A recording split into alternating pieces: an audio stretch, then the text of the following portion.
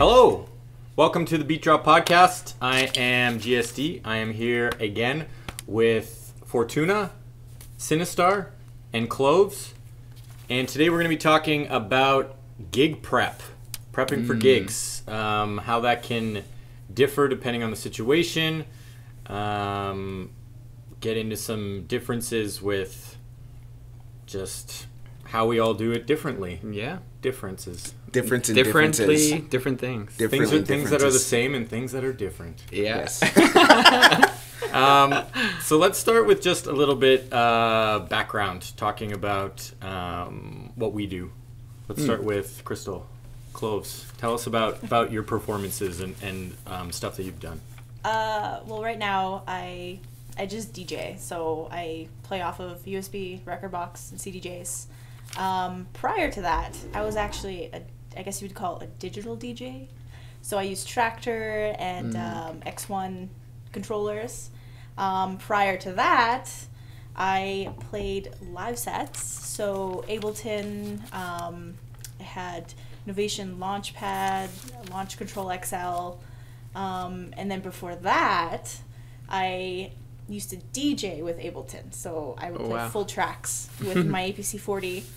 And then before that, I used to play guitar and sing and stuff. I don't do that anymore. Wow. So I did a lot of stuff that Fortuna does now. Wow. So with Ableton and live performance in terms of vocals and guitar and stuff. I didn't know that. That's like my whole history. That is so cool. Yeah. Yeah, I don't do it anymore. It was more like teeny bopper, you know, teenager, and I'm 19. And angsty. I'm really emo age. Yeah. You know, Yeah. so I'm not like that anymore. So. Sweet. Well, not as bad. Not as much like that not anymore. As bad. Yeah. Sweet. Wow. Yeah. That's cool. And how long have you been performing? You mean with all of that? Mm-hmm. Since I was probably 20, which, before that, 19. So 31 now. I can't do math right now. A minute. Like 11, 12 years. Cool. Like that, yeah. Wow. Jeremy, what's your performance consist of? I just DJ, make beats. That's it. So, yeah. Do you make beats? No big deal. Yeah, I basically use like USBs and CDJs right now.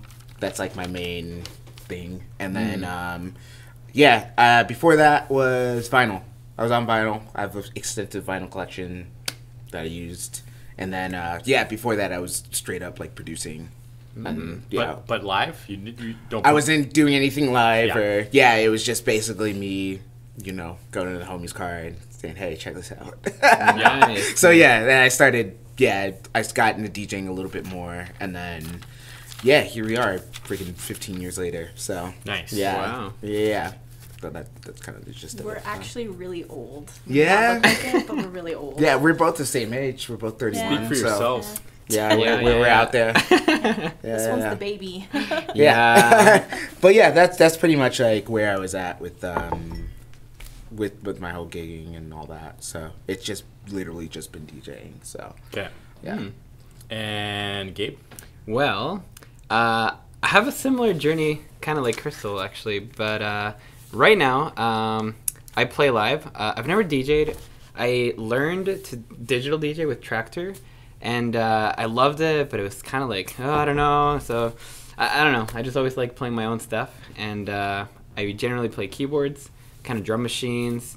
I sing now a little bit. And before that, I was doing more instrumental music. Like my whole set was just instrumental, looping with Ableton. And I'd trigger sequences and I'd record lines and whatnot. Before that, what was I doing? I was playing in a bunch of bands, actually. I've been playing keyboards for like prog rock bands, indie pop bands. I tried playing in a metal band. I played in a pop punk band in high school. So I go way back, but actually in high school I was playing guitar, which I don't touch anymore. But you play bass. I play bass. I love bass. You were playing bass last night. I was playing bass last night, actually, with Brando, one of our instructors here. Oh, that's cool. Yeah. It was super, super funky. Guitar though, it's like, I got into like the whole like punk pop like power chord thing and just like being really loud, but then I realized like I'm not very good at this. So like when you, yeah. Anyway. I think that's okay for pop punk though. Yeah. You don't need to be that. Yeah, you don't good, need to right? be like the virtuoso. Yeah. So, So- you don't need to be like a classically trained jazz guitarist to play in Yeah. Blink 182, right? Yeah. So I don't Gotta know. work at like Zoomies Just have or to something. Just have to believe in Accent. aliens. And unicorns, yeah. Yes. Yes, yeah. So that's a little bit of my background, mostly playing with bands and solo projects. So Cool. yeah. Great. What about you, Dan? What's What's up? I'm a DJ. I started out doing battles. I saw an old video of the Executioners battle the Scratch Pickles at the, what was it? It was the anniversary for Rocksteady in like Oh, the sweet. late 90s or something. I bought this VHS and that was it. It's done. over. I was done and I was Done. like, I want to do that. Mm-hmm. So I started out doing battles. Whoa. I did that for a few years. Club DJing. So I played with vinyl for a long time and then moved over to Serato. I have a controller that I use for some mobile stuff, small things, but Yeah. DJing, never anything. No, I would never attempt, I think, to do any beats or anything live like Live, that. yeah. Going back to what you're saying with the Executioners and stuff. Yeah. I'm playing a show tomorrow in Denver with Mr. Sinister's playing in the next room. I was. So it's literally going to be Sinister and Sinistar in the same Oh, that's cool. venue. Wow. I was like, Yo, look at that. that's amazing. And then like I was like, when I first started mixing or whatever. Yeah. Mixing, that's the you tell everyone. Wiki. Yeah, when I first started mixing, I was doing like turntables. I was like learning how to scratch and like beat juggle and like Yep.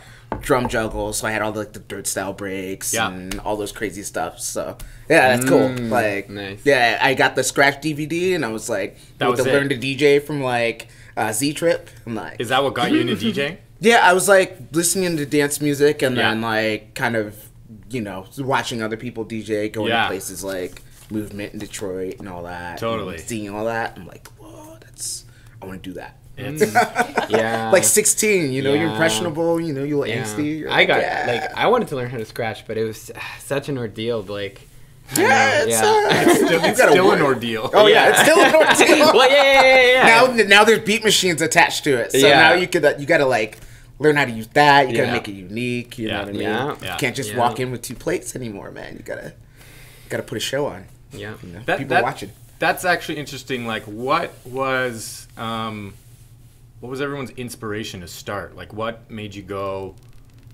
this is something I want to do? Like, what were you doing before? And then what made you go, no, I'm done with this. This is what I want to do. I want to perform. I want to play music. I was breakdancing before. You were breakdancing. Yes. I used to Nice. break dance in high school too. Wow. Yeah. Hey! There you I go. was- I wasn't more like I wasn't one of those people that did the weird flips and went crazy. I was like a weird flips. popping. Yeah. yeah. Same. Yeah. Same. Yeah. See, we're gonna be in a dance circle one time. Oh my like, gosh. We're gonna start a dance crew, guys. Yeah. That's so cool. Speed drop dance crew. Drop dance crew. Wow. So yeah, like Wow. I was doing that, and then You were dancing and you're like, this Yeah. side's cool. I want to be on that. yeah, I got to the point where I was like making or like splicing tracks together. Yeah. Like for our little dance sessions and Yeah. stuff, and I was like, okay, I like this. I really like this. And then I started going to festivals, and the first one I went to was DMF in Detroit. Okay. And yeah, of course, at the time there were just DJs all over the place, like at the festival, because they had little tents set up, vendor tents, so everyone's trying to outplay each other. Yeah. But at the same time, like you have like 20 DJs just on this little strip, Yeah. and then all the other big stages. Yeah. So you get to like actually be up front and see all of that, and you're just like, That's That's cool. really cool. yeah, you can see them DJing, seeing what they're doing, and Nice. I see wanna if there's do like a that. dance circle, and yeah, I'm like, well, this is way cooler. I want to Yeah. learn how to do that. I can actually make some money doing this. Yeah, I don't need to put a hat down anymore. Totally. Yeah. Yeah, exactly. So yeah, that's pretty much what got me into it. I was like, yo. Nice. And Crystal, what made you switch? switch from live to DJing, or No. Like just- like when you were dancing, what Oh, made you yeah, go? yeah. I want to be on the other side. I want to be the person It controlling actually this. wasn't the breakdancing that made me want to do it. I just did it for fun, the Yeah. breakdancing. But I taught myself how to play guitar, and it got really boring just playing guitar and whatever. And I got a MacBook for one of my birthdays, and I discovered GarageBand, just like I was mentioning in the last podcast, how I started making music, and I started combining the two, and eventually I figured out how to play live. And eventually after that, I just got sick of playing guitar and singing, because it's just like, man, I gotta do so many things all at once, and I gotta like play guitar and sing at the same time. I'm gonna forget the lyrics, which have happened before. Oh. And so it's a lot happening. Yeah, Gabe knows. Yeah. Oh yeah. So I just, I eliminated the singing part and the playing guitar part, and that's when the live performance started Okay. coming forward with Ableton. And then even then too, it's a lot of multitasking, and I wanted to play other people's songs. So I just altogether transitioned to DJing with CDJs, because I can play my own music as well as like other people's music, and it's Yeah. more fun. Doing a live Ableton performance is a lot of work. It is a lot of work. It's out there. It was fun Yeah. at first, but to do it well. To do it Yeah. well, yeah. Yeah. You got to practice, and it takes a lot of time and a lot of effort and commitment to taking that time out to practice. And Yeah. sometimes you don't have all the time in the world to do that. Totally. And, kudos to those who do it. Yeah, But yeah, for real. yeah, for me, I just like playing full tracks. Okay. Yeah. No, that's I fair. probably would eventually go back, but right now, full tracks. Mm. Yeah. Yeah, I mean, I have a pretty extensive discography, but I could never even think to play any of that live. You know what I mean? Yeah. It's like Yeah. I just play the track. Like I Yeah. spent so much time making it. Like, Especially when you have to play for like an extended set or something. Yeah. You gotta have Yeah. material like to keep going. I need like hours So, and hours, yeah. and I could. I've DJ'd for like 6 hours one time. I remember I Whoa. played an Oh. after party like. Done that Yeah. over and over. Yeah, but Yeah. you guys had like Yeah. huge crates and that you could Yeah. choose Yeah. tracks from, right? Yeah, but Oh. even with that, it's like, I don't know. Some DJs just show up. Like I was mentioning, last weekend you show up and play for like 45 minutes or something Yeah. like that, and be like, Yeah. okay, I'm done. I'm like, Yikes. I'm not even warmed up after 45 Yeah, minutes. exactly. I'm like, okay, Yeah. I think I know what I want to play now. yeah, exactly. You gotta like warm them up for like 20-30 minutes, and Yeah. then Get right into it from into there, it. yeah. Wow. Usually I pick like 3 tracks, and like if I can get you in 3, Totally. we're good. Right. You just gotta like have all that material, especially if it's a live set. A lot of it's gonna be your own stuff, and to have even 45 minutes is hard. by Yeah. itself. Yep. So Exactly. So, Gabe, you're out of the 4 of us, you're the one who's doing live performance right now. You're doing Yeah. keyboards, you're doing drum machines. Yeah. What got you to this place from From what you were doing like before? playing in bands. I mean, Well, even let's go back to what got you into playing in bands. Oh yeah. Well, let's see. When I was pretty young, my older brother, he played a lot of acoustic guitar, and I was like, "Ooh, it's so cool." And then eventually he gave me one, so I'm like, "All right, I guess I'll learn." Yeah. And then I'm like learning Green Day and like some classics. Eventually, I'm like, "Okay, this is pretty cool." Once you're in high school, you kind of like make some friends. They play drums, someone plays bass, and you Yeah. kind of get together and jam. So we just made a band. It was just kind of for fun. Yeah. And eventually, though, moving more like into my adulthood, I moved to Calgary for university, and I decided I had an iPod Touch, and I was pretty into dance music at the time, and I downloaded this little app called Nano Studio, which lets you make beats on there. Yeah. And I just thought it was the coolest thing. Like, I could have downloaded Ableton, I could have Yeah. downloaded Reaper or whatever on my computer, but I had a pretty bad computer, right? So I figured, hey, this is like, it's kind of limited, but it's like really fun. I can make music on the go. And it sounded pretty cool. Sweet. So I made like, I swear, like 20 or maybe 30 songs on that thing. And like, it was a huge learning curve. Just did it for fun. Yeah. And then once I had enough songs, I'm like, maybe I should like play this live somehow. So then I kind of tried to reverse engineer everything. Okay, like how do I do this? Like I picked up a drum machine, picked up a keyboard, and started kind of meshing it all together. And it's just been a transmutation one after another of like changing my gear for different things over Yeah. the years. So it's been like 6 years now that I've been swapping out different components of my set to make it work a bit better. And now I have a new project like Fortuna, so it's very different now, and I can just kind of focus more on singing and playing a bit of keyboard. Whereas before I was trying to do everything. Like I'm playing bass, I'm playing piano, I'm playing lead, I'm playing this, and it's like it was overwhelming. And this is what I'm saying, man. Like yeah, DJing is so easy and so fun. Yeah, it's just right there. It's like boom. Here with my records. Live sets can be fun. Totally. Oh yeah, live sets are awesome. Totally. I would love to play live, but I'm just like, You gotta be really committed. I gotta have something to play live. Yeah. You know what I mean? And I think it is so, like, I was in a band for 5 minutes last year, and it was a good band. Yeah, and we worked really hard, and it was like it was really good, but it was a whole different animal. What was your band called? Advances. Yeah, I remember that. But yeah, trying to get 5 people organized, and then if you're trying to move away from that and do it as one person, like I'm just conceptually, I'm like, no way. This is trying to get all of those elements together. It's a lot of work. So like I admire what you do. Yeah, me and Jeremy, when it came and saw you last week, 2 weeks ago. It was about a couple weeks ago. Yeah, and I was like, no, I was just doing instrumental stuff there. So I was kind of like, But you do other things when you're singing, and you're trying to do 3, 4. You're like Octodad. Have you seen that video game? Octodad. What? No, I've never heard of this. This is funny. That is such a weird game. I'm gonna look that up. Yeah. Yeah. No, it is a little bit like that though. You're trying to, wear multiple hats, like as the singer, the producer, the programmer, the everything, and it's a little fun, overwhelming. But it's a it's a lot of work. Yeah. And what happens if like one thing goes bad? Everything falls apart? Yeah. Okay, yeah. So, so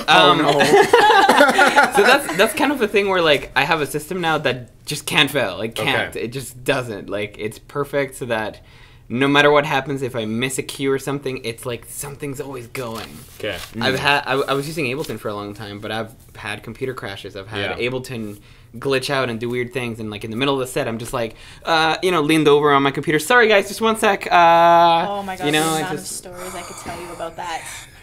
Yeah. Let's save that for the end of the podcast. And let's move on now to prepping. So we've talked a little bit about how we got to where we are now. I think it's safe to say that we probably all share the same love of performance. Like doing it is totally. You get that feeling. It's so when you're in the groove and everything's going perfectly. Is there a better feeling? There's nothing better. Cool water. Yeah. Feeling, honestly, effervescent. It's like showering in a water. No, it's so cliche, but feeling the bass of what I'm doing is so good. Like, just feeling it in the space is like, Okay, we could talk about that for a couple hours, but let's.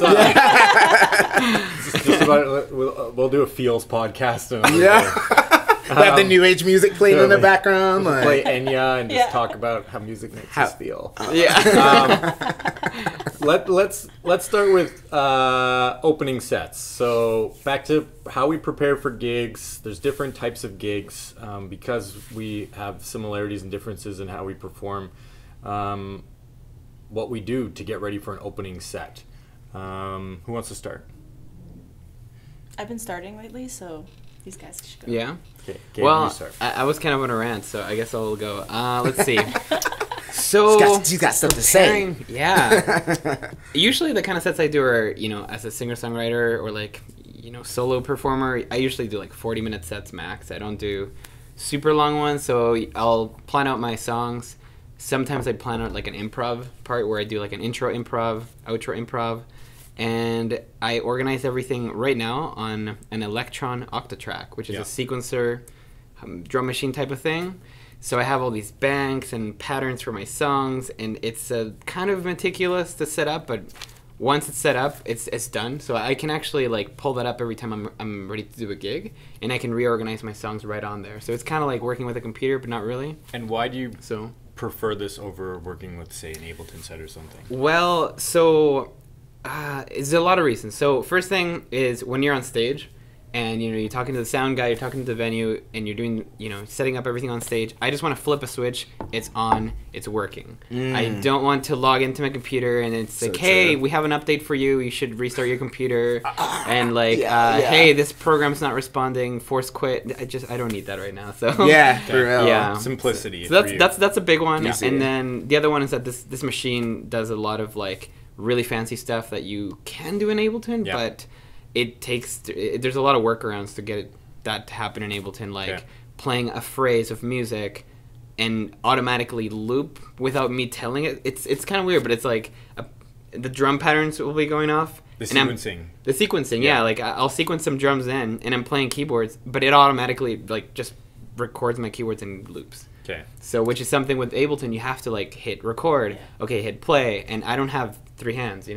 So, totally. Yeah. Octodad. Yeah. Octodad, you're the Octodad. There you go. Yeah. So that's basically it. I mean, a lot of rehearsing with my keyboards.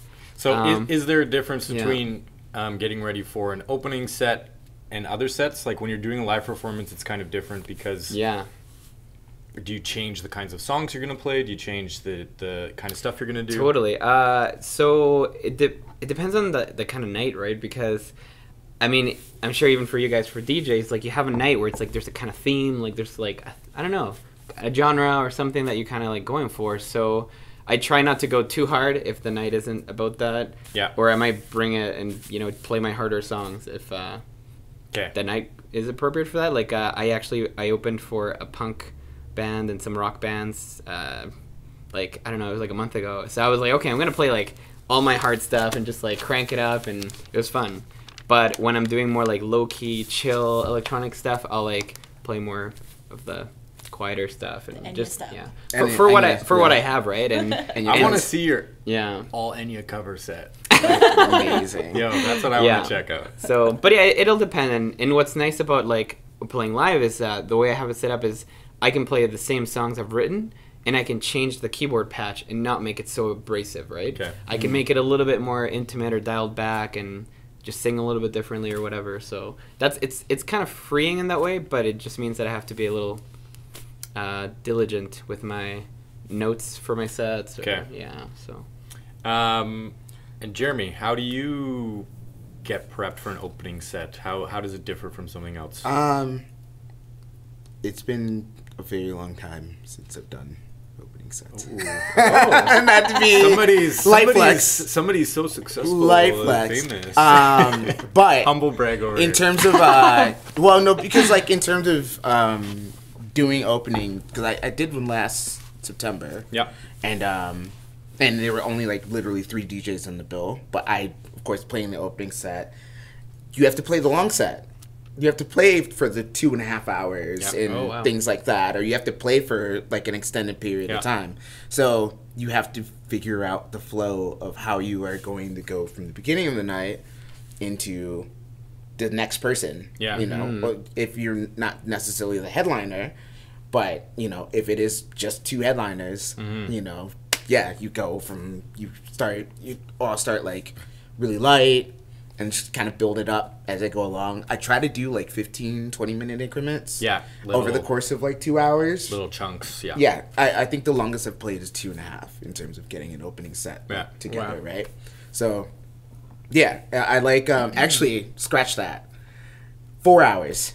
Yeah, I was back to back. I was tagging with somebody, basically. Okay. And, we started off, I think we started off with like hip hop, and then we went in house. And then we went into like little faster tempo, like kind of 140 dubstep beat type stuff. And then we went into like jungle and drum and bass. And then the next person went on. So I think we started. I think it was. Oh my gosh, I can't remember. I remember the time period, but it was like close to midnight when the next person was starting. Okay. So at the time, by the time midnight rolled around, it was just packed and everybody was going nuts. So you have to kind of build up and get ready for that, because have that person set up to like go on and knock down, kill it. Yeah, totally. So you have to really like consider where you're playing. Yes. Like what you said with the theme, like the style of the style of night you're playing, because you'll have some people there that are kind of just wandering in. They don't know what's going on, Yeah. like Yeah. whatever, and they, they're hearing this, and it's like, okay, Yeah. it's not too abrasive to the point where it's just like, whoa, and Yeah. bound. I've seen Yeah. people do that. Oh, like, 100%. It's Yeah. like they're just, especially coming from a genre where I'm like, In drum and bass, that could probably be it's easy very to like, do. it could be aggressive, right? To hear that at like 9:30. That's a no-no. At night. Yeah, I'm like, what are you doing? Even not even drum and bass. It's like, I've heard like really loud and abrasive torque music. Yeah. At like, it's 9, and There's everyone at nobody the in bar, there. they're still setting up the bar. Yeah. Like, You got there's like 5 people in here. They got the super sauce going. And Yeah, and it's just like, rah! Yeah. And I'm like, Yeah. what are you doing? Like, hold on, like, chill. Like, exactly. Chill. Like, it's not, it ain't that deep. So, for me, it's like kind of building up a whole flow because, I mean, face it, if you're going to do an opening set, there's a chance that you're going to play for, you either play for 45 minutes or you'll play for 3 hours. Yeah, a lot of times Right. you're going to play longer than you had planned. Yeah, exactly. Yeah. Somebody may not show up on time. There was a show that I played. I would play for the 2.5 hours, and then the other DJ would go on. The other DJ would set his Serato up because they both used Serato, but they used their own boxes. Yeah.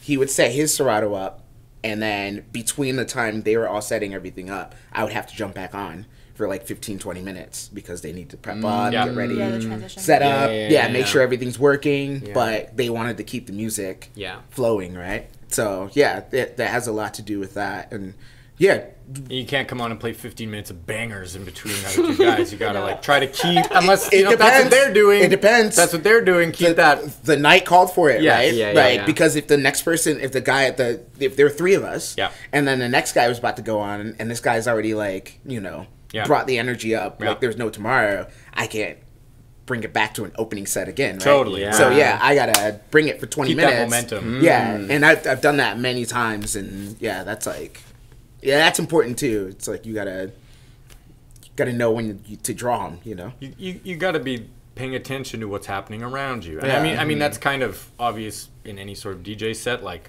look who's there, look at your crowd, Know your da-da-da-da-da. surroundings.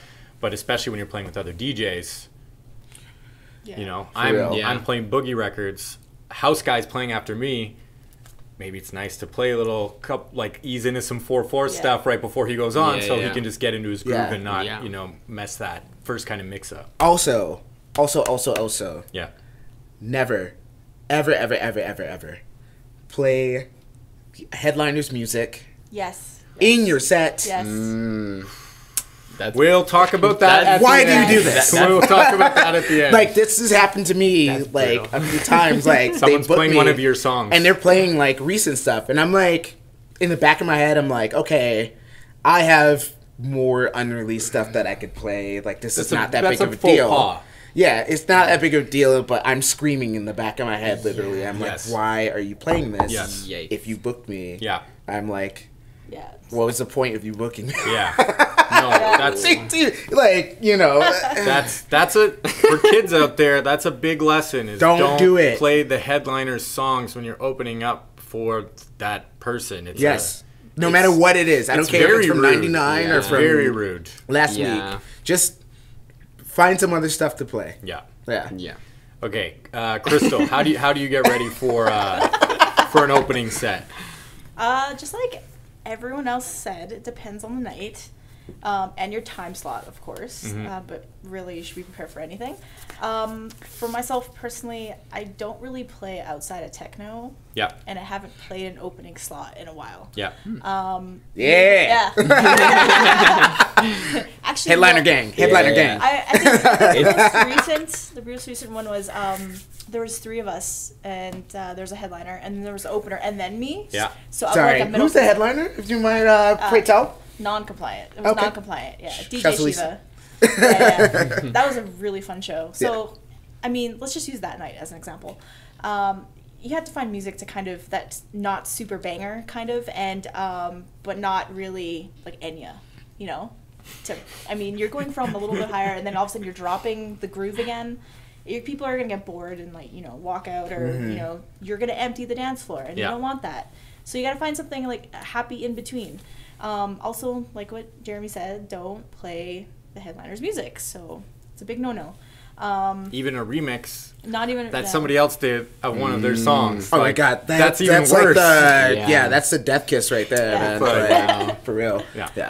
But yeah, no. There's one example too. For example, this was a long time ago when I was like, I guess you would say like a resident DJ at Habitat years ago, and this is when they brought Carl Craig in, and we had like a little crew.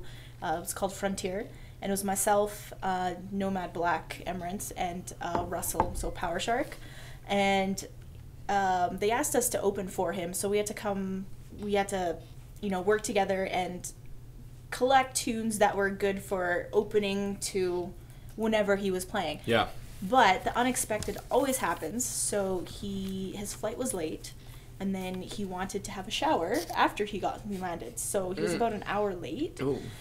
So we played a lot longer than we thought.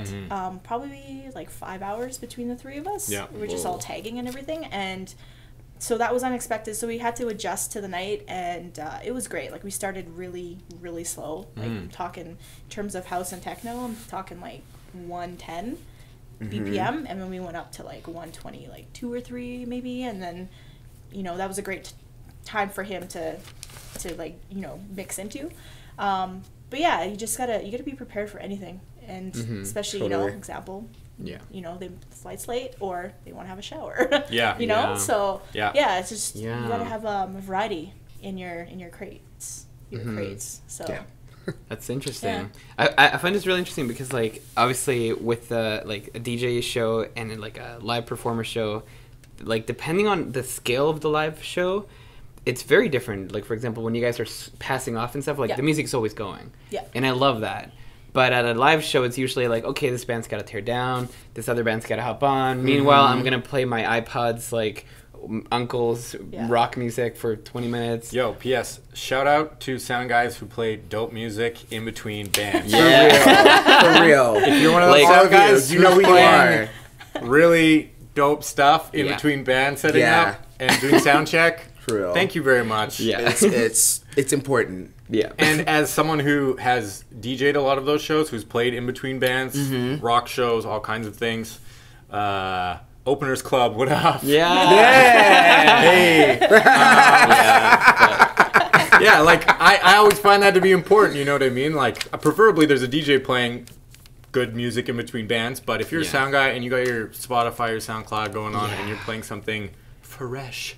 Yeah. Shall see you. Thanks, brother. Yeah. Thanks, sister. That $10 we appreciate that. That $10 a month is worth it. Totally. Yeah. Don't let that Spotify ad come on either. Yeah. The Honda CRX. Oh my god. Yeah. You're like, So- oh. Yeah. Sorry for interrupting you there. No, it's all cool. It's different vibes, passing off, and I wish like it would be.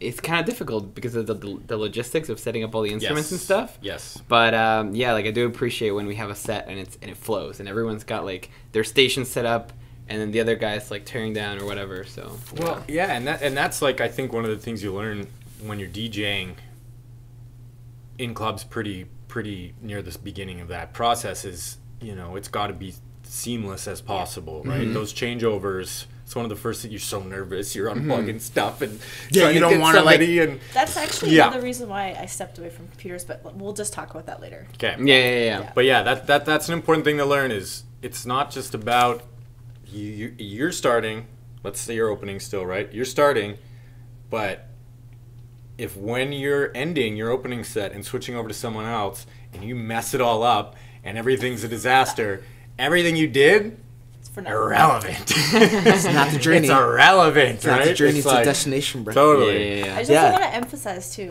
like just what Jeremy was saying. Don't play bangers at 9 because I remember a show one time. Do it. Get this, okay.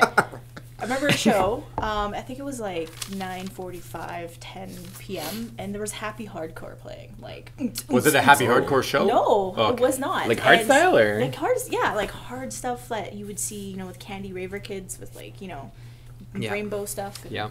Not my thing. Happy anyway, hardcore but- was the hard style of when we were young. Yes. Yeah, sorry. Yeah, that's right. Yeah. Sorry, okay, you're a baby. Yes. I forgot. Different generation. Yeah. Hardstyle, same thing. Yeah. Relatively the same thing. Yeah. Not a hardstyle show, but hardstyle was playing. Yeah. So I think the hardstyle kids dress a little smoother than the. I'm not making fun of you guys, by Hey, the way. and I that's just- not my preference. thing. I like those Gabber docs, and I think everyone's The Gabber Gabber's Docs. interesting. everybody's to me. killing Yeah. it. Everyone's killing it. But Yeah. we'll talk about. Sorry, You know don't what? mean to offend the Gabber community. Yeah. My views do not reflect those of Beat Drop. Wow. We should do a podcast just on Gabber one time. Gabbercast. It'll be a long, short podcast. You'll be like, "What's Gabber?" And that's the That's podcast. it. Oh my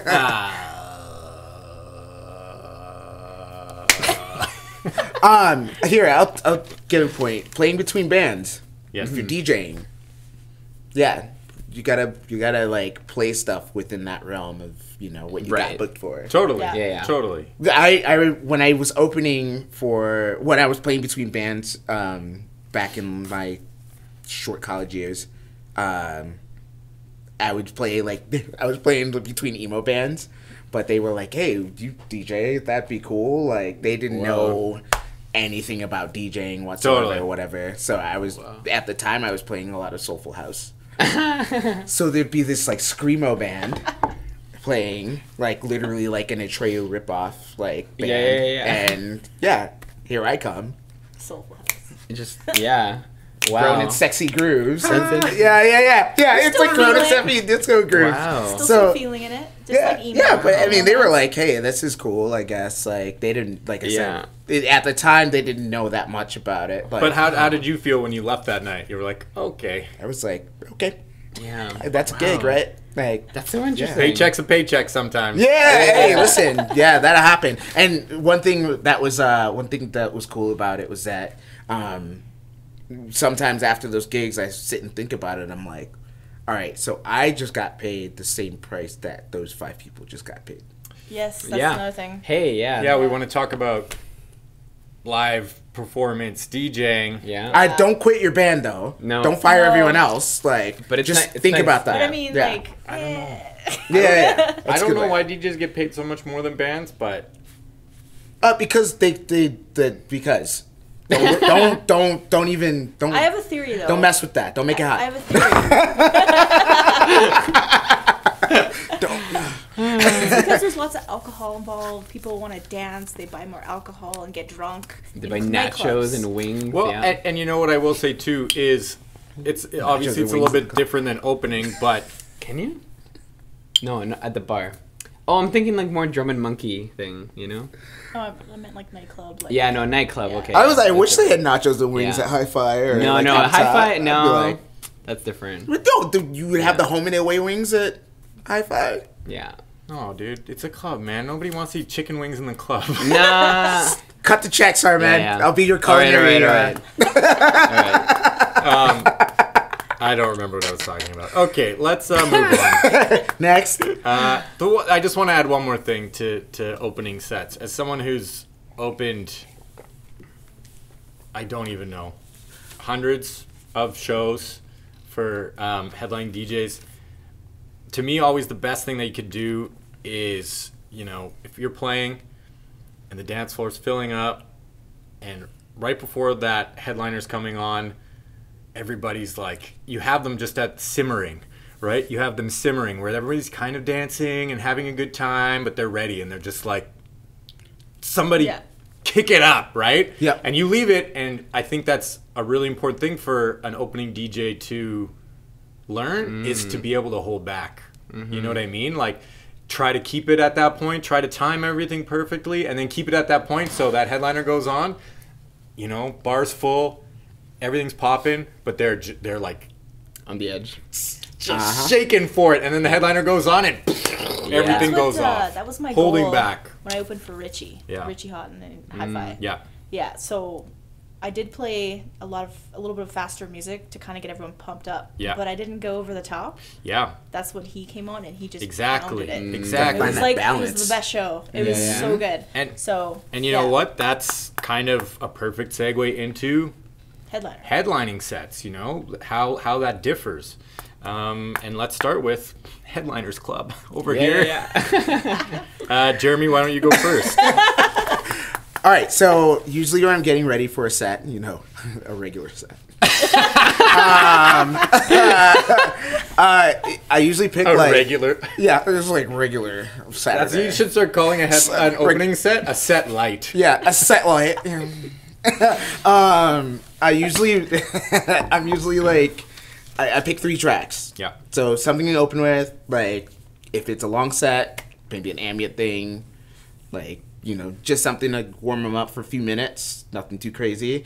And then, try to pick a track that is instantly just going to get them Right off the start. like hype right off the start. Yeah. And then 2 other tracks after that. Yeah.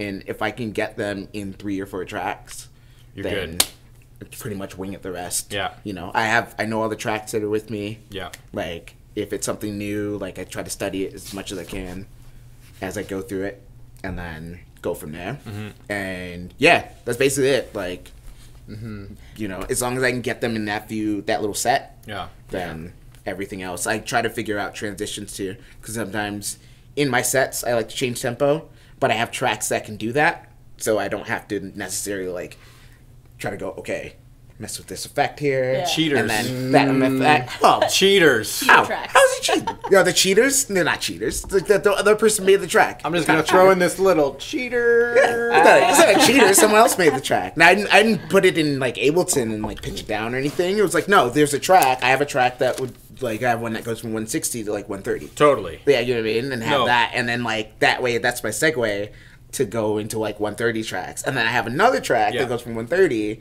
back to, like, 170. Yeah. And then I can play, wow. like, drum and bass and all that stuff. Totally. With it. Yeah, So- and I called it cheater, but having, like, if you're not a DJ who has the ability to do those hard transitions and make it sound good, those, like, having transition tracks, yeah. so useful, so nice. Don't get it twisted. 'Cause No, you're no, no, no. working. No, but you know No, what I'm no, saying. no, Like, I know exactly what you mean. If you're not, like, if I know you're, what you mean, if you're yeah. not craze, Yeah, you know what I mean? yeah, Like, I know exactly And you what you want to mean, do man. some kind of crazy transitions and move into some different things. Having something like that to keep that flow going is very, very, it's important Yes. to at least, like, try to look for some stuff like that. I mean, don't just grab the first one you see and stuff like that just because it goes to 130. And But, also, make them. Make Yeah, a transition. make a transition You know, track. you got Ableton, you have whatever DAW Yeah, you're make it. using at home. Yeah. It's not that difficult to make a transition, and it'll save your life. Yeah, definitely will. So, yeah, it's important.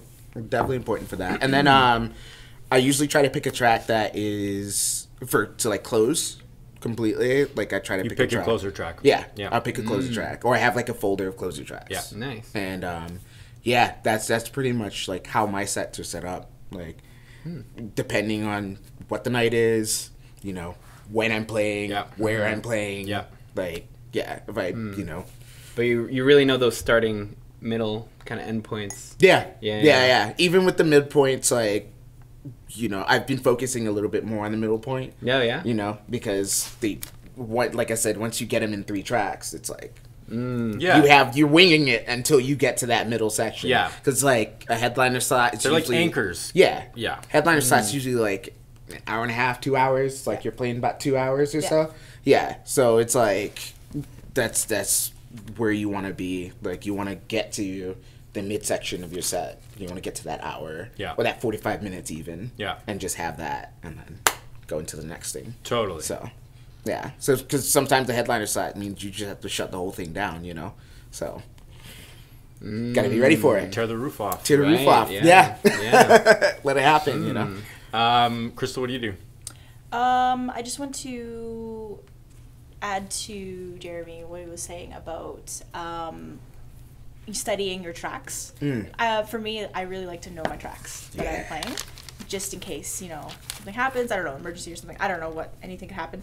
And you know what you're going to, like, you know what you're looking at, or you know what you can choose from. But typically, I have I guess you could say like 3 or 4 main sections that or playlists, I guess you could say. Okay. Where I'll have one playlist that's more of like the newer stuff that I for sure want to play. Yep. So stuff maybe that I'll play more at like a peak time of my set. I have like a folder of like opening tracks, for example, and then closing as well. And then just like random stuff or whatever. Again, techno. I would never go, 170 or something. I think the highest I would go if I was allowed to play this fast, I would go 135 if I could. Okay. But a lot daring. of people in here, like Calgary, aren't ready for that yet. Dancing, No. dancing that fast. Can be Yeah. challenging. I mean, That kind of UK stuff, just European stuff in general. Yeah. But I think the fastest I'll go is like 130 now, so I'm cool with that. And usually I really focus on my sets and what songs that I'm choosing and what folder I'm putting them in, because this sounds really cheesy, but I kind of like to tell a story sort of through music. So I'll start with either maybe something ambient, for example, or I'll just mix into whoever's playing before me, and I'll just kind of like build it up, and then there's like a peak, and then I'll like bring it down, kind of like telling like a story, like a beginning, middle, and end, where middle is more of like my higher energy stuff. Yeah. And then towards the end of the night, I taper it down a little bit, and because at the end of the night, the bar has staff where they want to go home. They don't want you playing till 4 or 5 in the morning in, Where we Canada live. anyway, Yeah. where we Yeah. live. So they're just, you want to kind of slow it down and get people, give them the feel that, hey, it's going to close soon. May I suggest Tony Yeah. Braxton to end your set off? If it was a techno remix, I would maybe consider it. I ended with Usher one time in Berlin. Yeah? Yeah, I was Probably loved at it. Trezor, and Really? I ended with what was the one?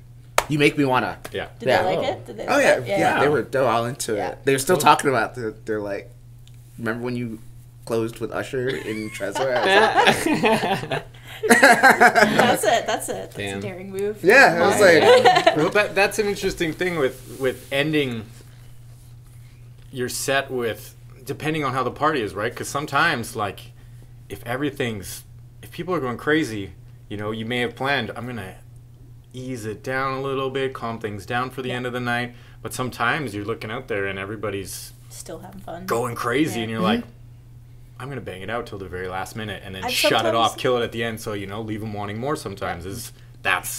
Can be a very right choice as well. Yeah. yeah, that last track, man, like, yeah, you can't. I don't care if the rest of your set is really amazing and everyone's crying and all that. If you play one whack track, You play Sandstorm last year, hooped, I mean, depending on the situation. now it's a bit more socially acceptable. Yes. But yeah, at one point in time, yeah, if you played Sandstorm, I think Kevin Saunderson is playing Sandstorm right now. Like, Wow, really? yeah, someone fact checked me on that, but Interesting. yeah, that he's there's- playing that now. There's so. some shows where I'll end it with like a banger track or something. Yeah. Yeah. That's totally fine. You got to feel out the night, but Totally. but sometimes most of the time I've just ended like I tapered it down a little bit to kind of. I totally. mean, it's still fast, but it's not like in your face. That's one of those things as well that I think is a huge difference between DJing and say playing an Ableton set is that flexibility. Like looking around and going, okay, I was planning on doing this, and even if it's a loose plan, right? Like I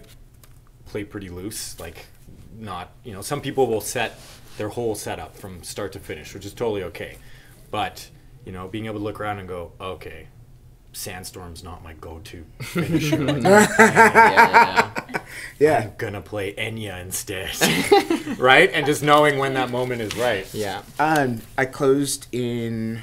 I used. I have this long track by Madonna. It's like a prayer, but I've heard of it. yeah, you might have heard of it. But the edit that I have is like a 10-minute edit, and it's just choir, and then like the choir like clapping towards like the little acapella I have percussive that part.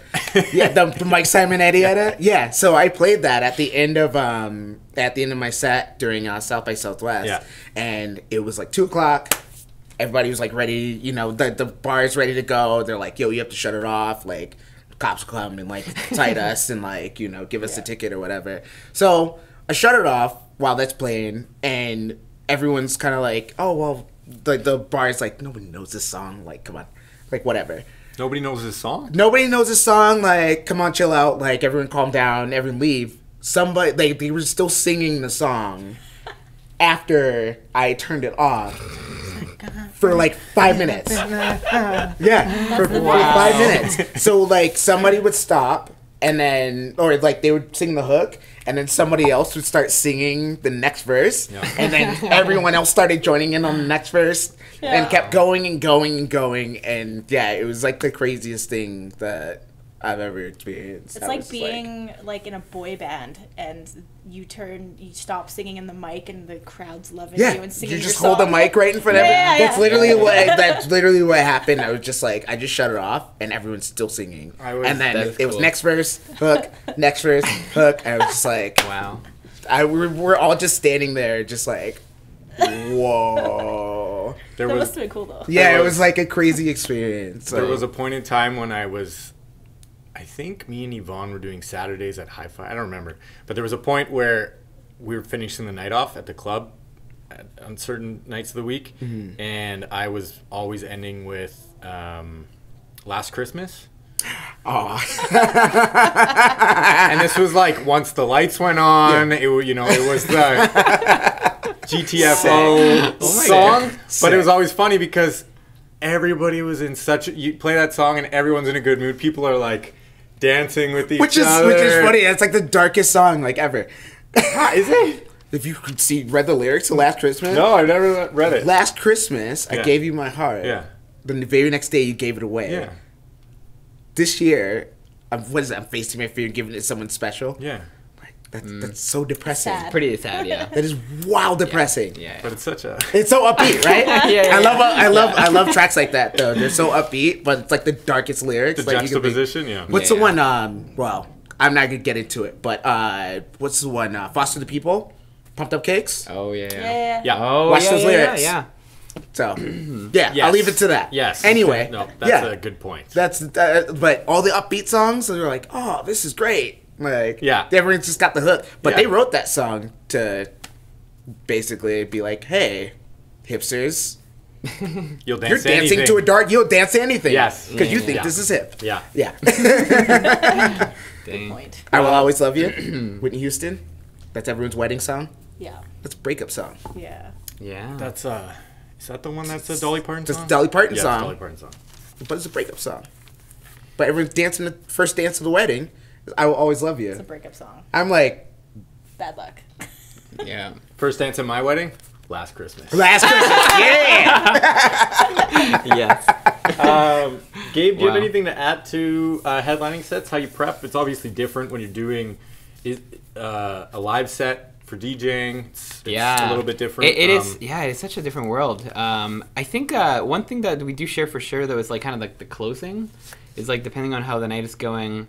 You know, we've done like, hey, maybe we have another cool song we could do, and you know, it's like the right mood. We can just kind of throw it in at the end if people are like, play one more, encore, whatever. Or we might do a fun cover. So like I think like a fun cover to end the night, like especially when it's like 1 or 2 a.m. here at the bars. Like people really like that. Just like, cover songs. Yeah. Good go-to. So yeah. Other than that, I don't know. Very different experience. Like because everything has to be pretty planned out, like in terms of a set list. Mm-hmm. People usually, it's like your friends or your fans come out to watch you play the song that you wrote. Yes. So it's like it's a very different experience for sure. Yeah. Yeah. So yeah, I just work hard, practice. Do you ever finish your set with a cover of Last Christmas? No, but now that you've mentioned it, we should definitely think about it. Yeah. No, when I play with my band again, yeah. I think what's cool about playing live is that you get, if you do have that last tune, that closing tune, it could be your tune. Yeah. It could be your track. It's then like you're getting ready. Basically everyone's getting prepped up for it. Yeah. Totally. And then drop that at the end. If you are closing, you need to have a backup kind of encore song though, for sure. Yeah, like absolutely. They always ask. It's just doesn't matter what genre I've played in. It's the end of the night. No one wants to go home, So yeah. So and unlike DJing most like live shows, they don't go super late. So and it's weird because a lot of times there's different things you have to think about.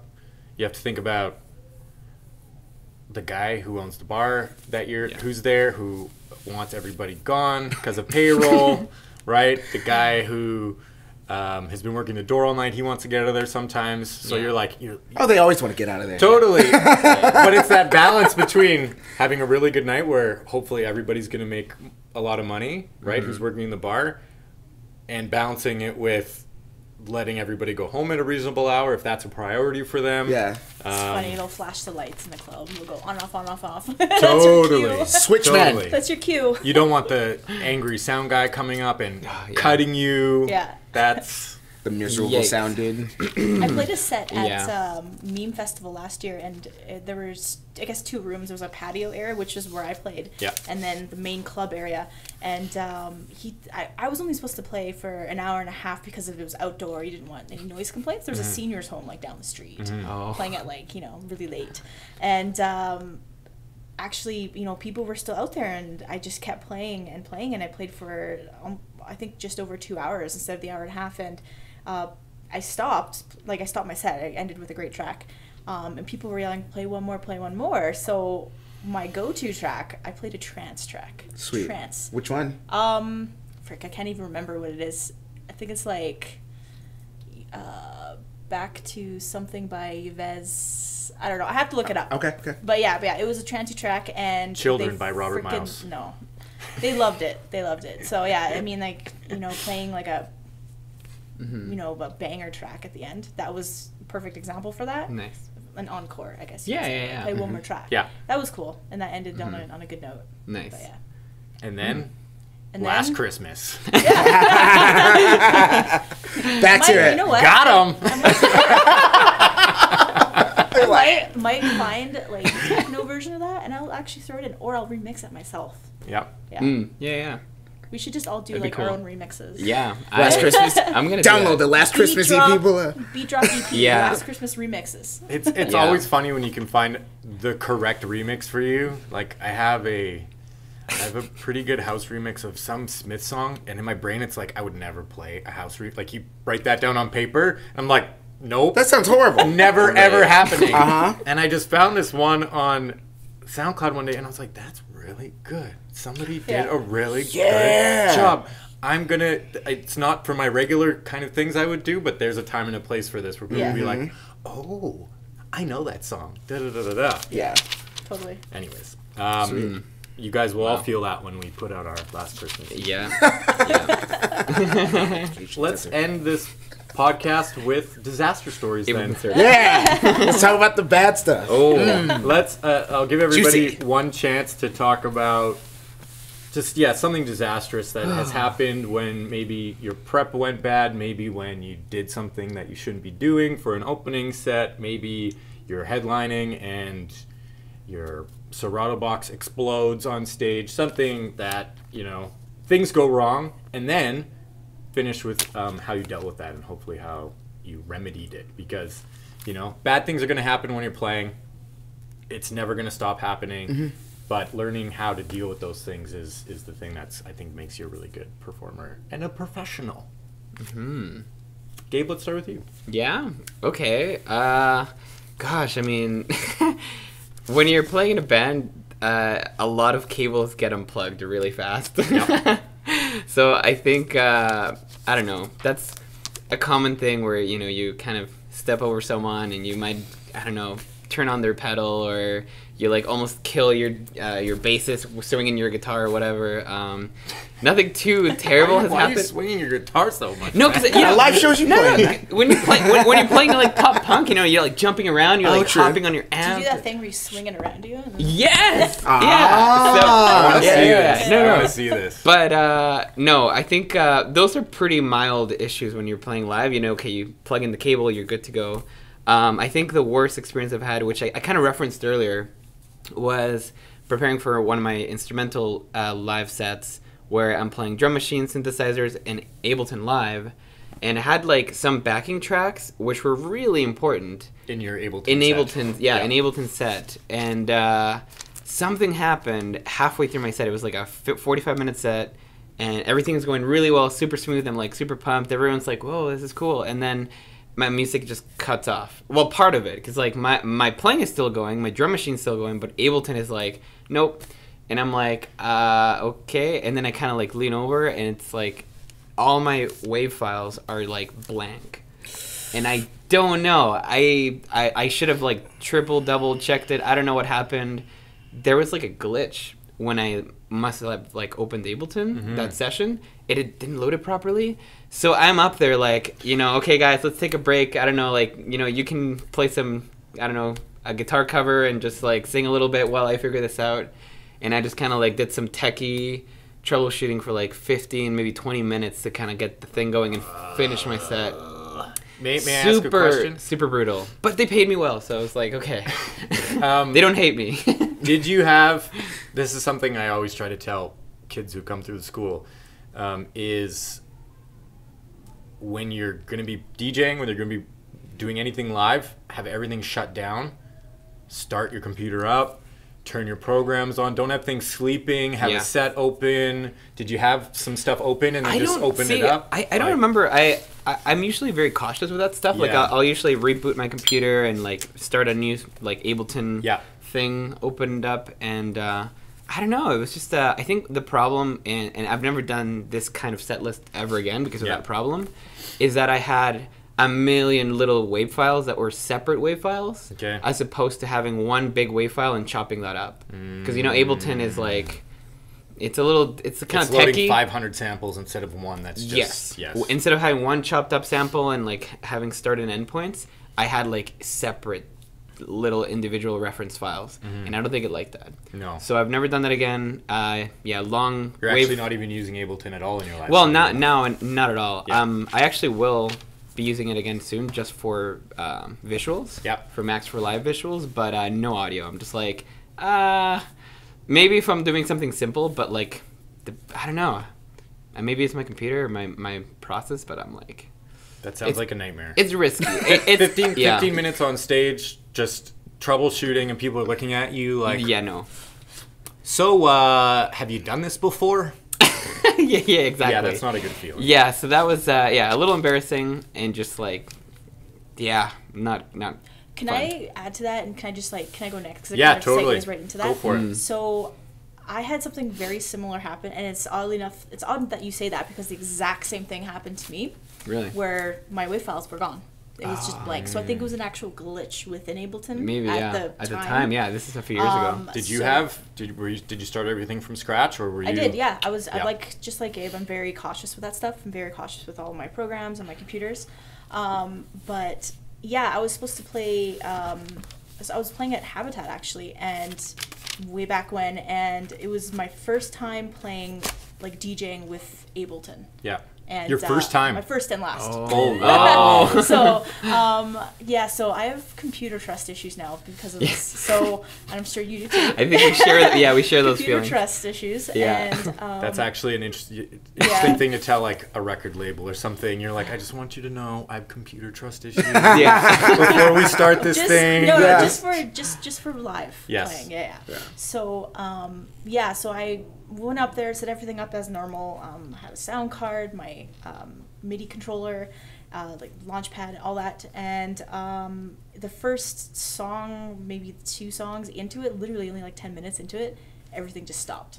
Yeah. It just stopped, and I could not figure it. I could still see the volume going up and down. Yeah. And the waveforms are there, but there was nothing. Yeah. So I tried to troubleshoot it.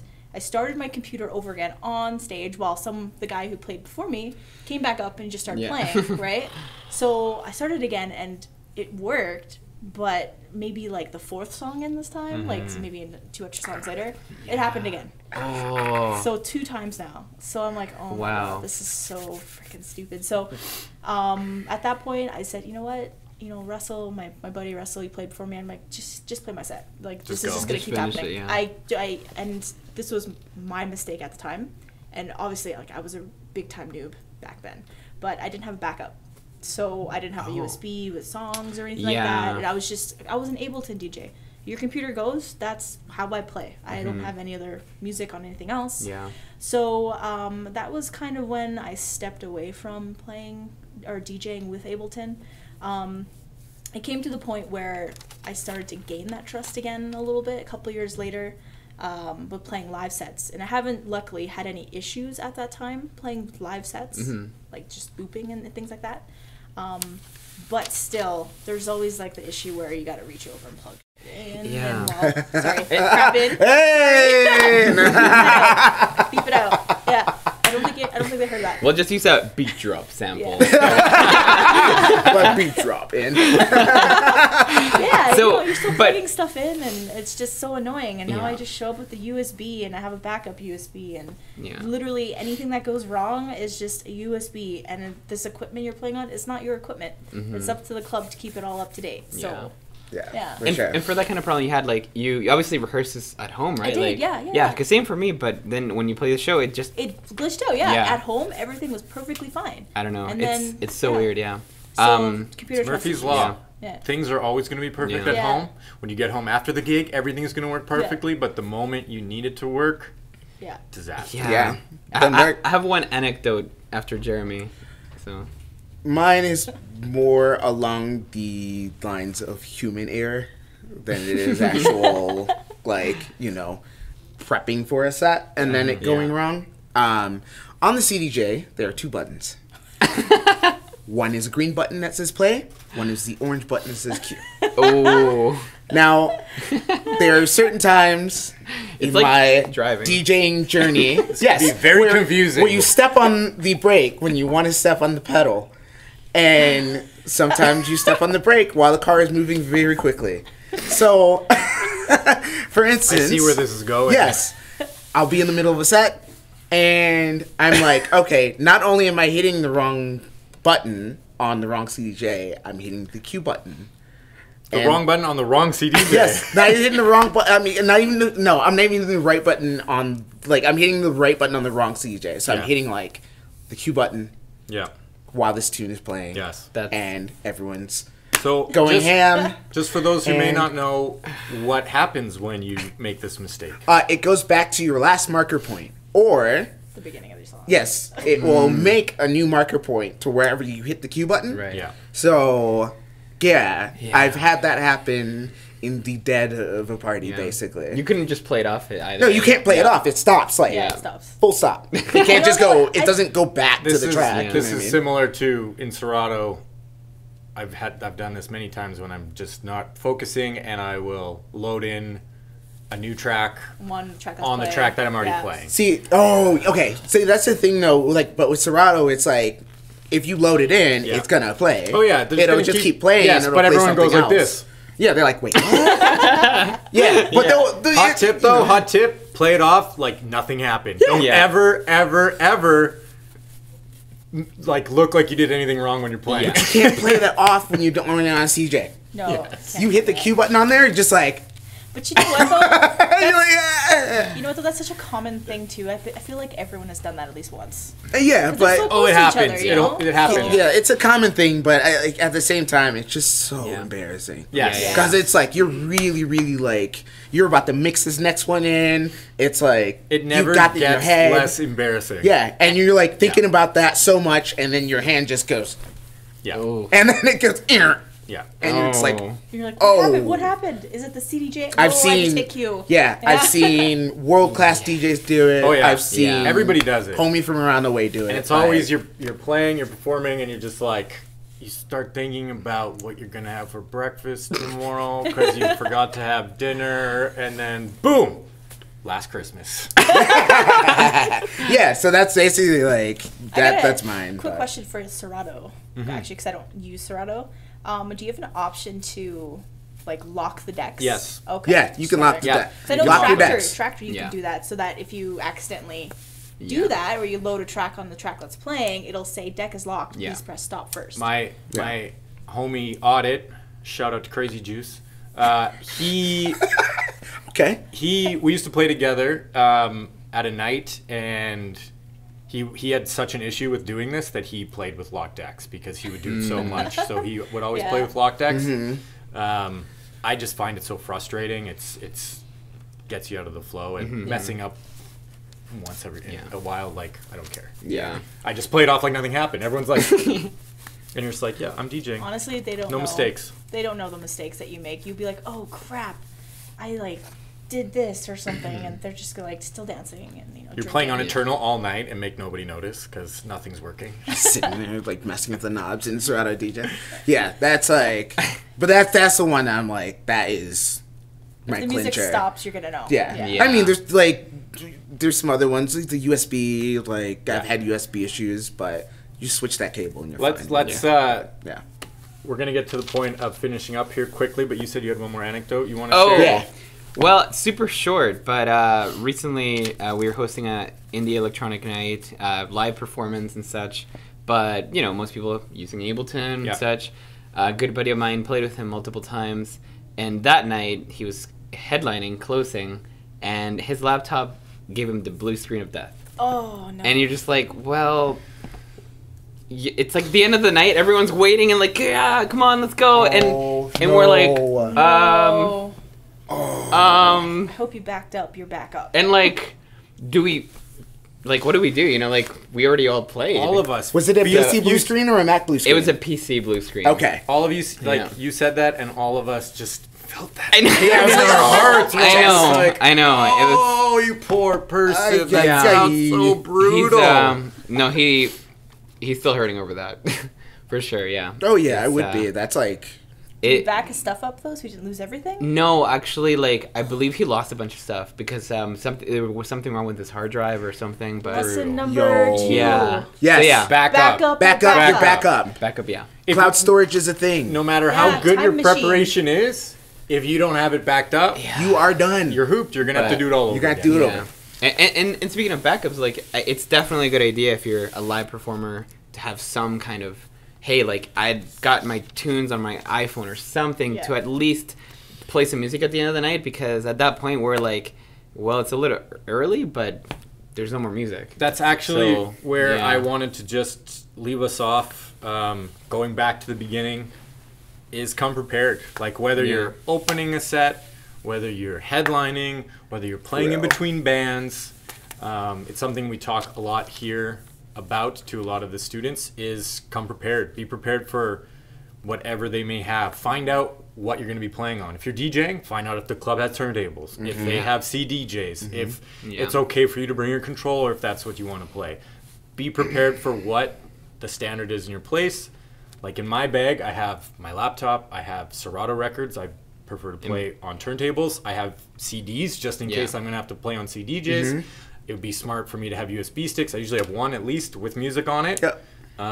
You need My cables. Serato box, All I the have right so many cables. All the cables.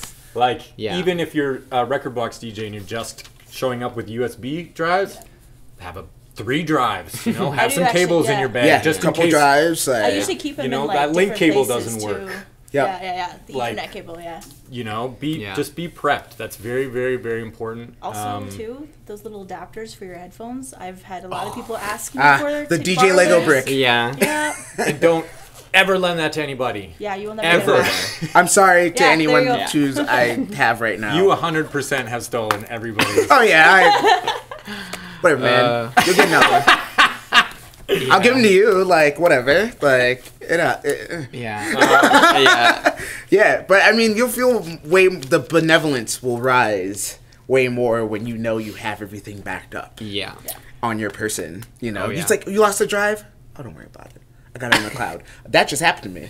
I had a 4 terabyte drive and a little bit of water got into it, and it's gone. Yeah. 4 terabytes gone, but You have it backed up. I have unlimited storage online, Nice. so You're safe and everything, sound. Hook me up. everything's backed up. Shouts to One Hub. Great. Well, I have a 5-second story to make you all feel better about yourselves. Okay. This is my little disaster. Perhaps my most embarrassing moment as a DJ.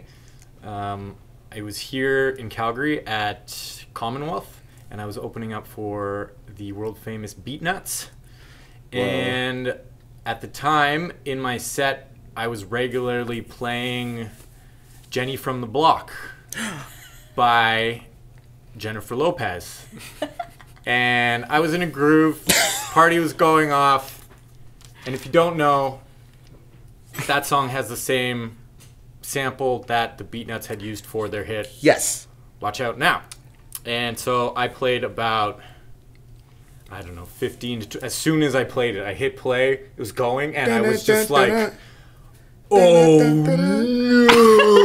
I load up another track. And the Beatnuts are downstairs in the green room. The manager of the bar, shout out Jay, runs up. He's like, what are you runs on the doing? stage, and I'm already transitioning out of it, and he grabs me. He's like, what are you? And I'm like, I'm already out. Wow. But that just going back, I was so embarrassed. It was so embarrassing. I felt so bad. I apologized profusely after the show. Juju and Psycho Les were very nice to me and very kind. And Well, told yeah, me they not got to that worry. check money, man. But I'll tell you, Psycho Les was looking at me like this. Yeah, I'm sure. Gosh. But yeah, don't play the headliners' music. Don't play. Don't even play a version? Don't play Yeah. anything that has anything to do. Don't play a song featuring them. Like, don't. Anyways, yeah. So, very embarrassing. Very, very, very embarrassing. Wow. Yeah, so I'm the worst. You guys are the best. You learn from mistakes. Yeah. Totally. You learn from You mistakes. learn, you grow, you Yeah. evolve. And on that note, bye. Bye.